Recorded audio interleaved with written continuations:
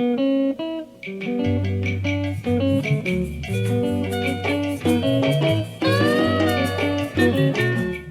gị onye ọma na-ege ntị ma na-ekiri ekiri. Ebe ị nọ ugbu a bụ na sim.siha asịrị FM. Onye gị na ya nọkwa taa bụ 042 Solex, onye akụkọ ụwa. Ngwa gere akụkọ nke anyị ji bịa taa. Rev Fr Ejike Mbaka ekwuola okwu n'isi Mazi Nnamdi Kanu maka afọ 2022. Rev Fr Mbaka bụ onye isi nchụaja nke ndị Adoration Ministry Enugu Amen na Hichafụ, ma bụrụkwa onye amụma nke ama ama n'akụkụ ọwụwa anyanwụ nke obodo Nigeria. Ebe Mazi Nnamdi Kanu bụ onye isi ndị otu na-achọ nnwere onwe nke Biafra, bụ otu akpọrọ Indigenous People of Biafra IPOB na Hichafụ. Nke a mere na ya bụ ụlọ ụka Adoration Ministry Enugu nke dị n'obodo Emene nọkwa n'ime steeti Enugu n'abalị 31 nke ọnwa Disemba 2021 bụ abalị nke ikpeazụ ya bụ afọ 2021, dịka ha na-achụ afọ nke gara aga ma na-aranyekwa afọ nke ọhụrụ n'aka Chineke. Ya bụ onye amụma gwara ndị na-eso ụzọ ya ka ha welie ọkụ elu wee kpee ekpere kpọkuo Chineke n'isi ndị niile nwụrụla maka ihe gbasara nnwere onwe nke Biafra. O kpekwere ekpere n'isi Mazi Nnamdi Kanu si na ọ ga-adịrị ya mma ebe ọbụla ọ nọ, ma kpekwa ekpere n'isi ụmụ Igbo ebe ọbụla ha nọ n'ụwa gbaa gburugburu. Ya bụ onye amụma Mbaka kwukwara okwu ndụmọdụ nye ndị niile na-agba ya ọkpa n'ihi na ọ na-ekwu maka ihe gbasara Mazi Nnamdi Kanu.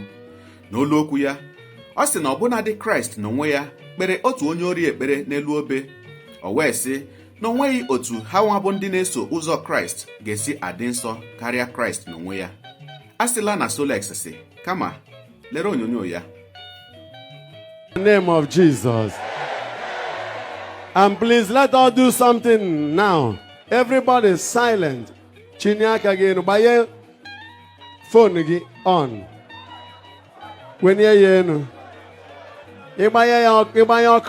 put on the lights, lift it up.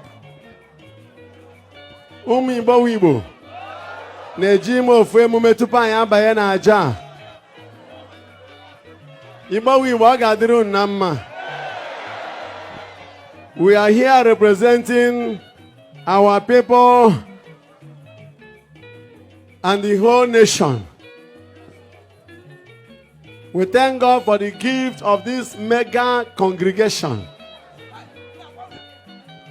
Mechiano, we are lifting this candle up for all our young men and women who died in the struggle for Biafra. And we are lifting it up for the welfare of our brother Nnamdi Kanu Mazi, that he shall be well with him wherever he is. Igbo Igbo ndị ọma, ọ ga-adịrị unu na mma. Ebe onye bi ka ọ na-awachi, onye agha na nwanne ya. Ọ nụrụ ude nwanne agba n'ọsọ, onye nụrụ ude nwanne agba n'ọsọ, onye nụrụ ude nwanne agba n'ọsọ, onye nụrụ ude nwanne agba n'ọsọ, ọ nụrụ ude nwanne agba, onye nụrụ ude nwanne agba n'ọsọ, ọ nụrụ ude nwanne agba n'ọsọ, onye nụrụ ude nwanne agba. Onye nụrụ ude nwanne ya gba n'ọsọ, onye nụrụ ude nwanne agba n'ọsọ, ọ nụrụ ude nwanne agba n'ọsọ, onye nụrụ ude nwanne agba n'ọsọ, masere mashekete mara mase, onye nụrụ ude nwanne n'aha Jizọs.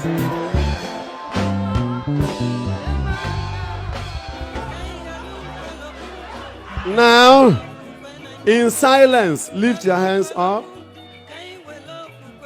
that God will show him mercy. In the book, letter of St. Paul to the Romans, chapter 9, verse 15, the Bible says, I will show mercy to whom I want to show mercy. I will show compassion to whom I want to show compassion. Onye nchọrọ imere ebere ka m na-emere ebere. Onye nchọrọ iwere ọmịiko ka m na-ewere ọmịiko. Anyị ewere aka enu dịka ụmụnne nwanne anyị nwoke aka ji. na ndị ọzọkwazi aka jigasị anyị weliri aka enu in the silence of love as one family. We ask God to show him mercy. Nnamdi Kanu was captured this year. We are praying his conditions to the hand of the Almighty, who alone, the Bible says in Psalm 136 verse 4, who alone performs indescribable miracles. Onye naanị ya na-arụ ọrụ ebube na-ewere nkọwa. N'aha ya ka ji wee nye aka elu. Deziri jụụ. Gwa Chukwu ka ọ dị gị n'obi maka ọnọdụ nwanne anyị.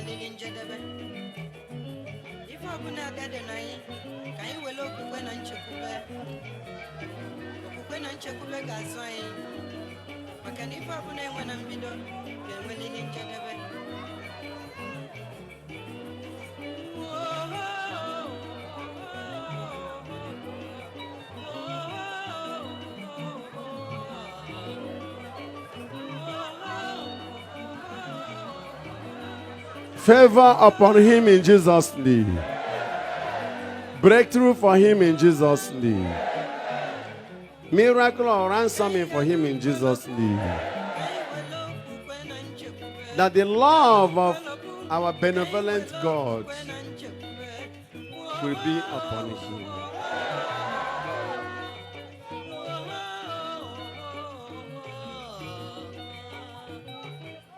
If in the church we can be praying for Nigeria that is in distress,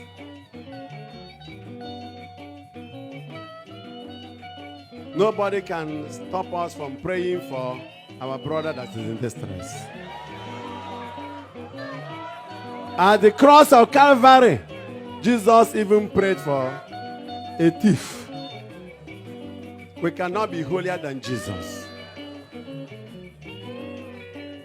May God bless our brother Nnamdi Kanu.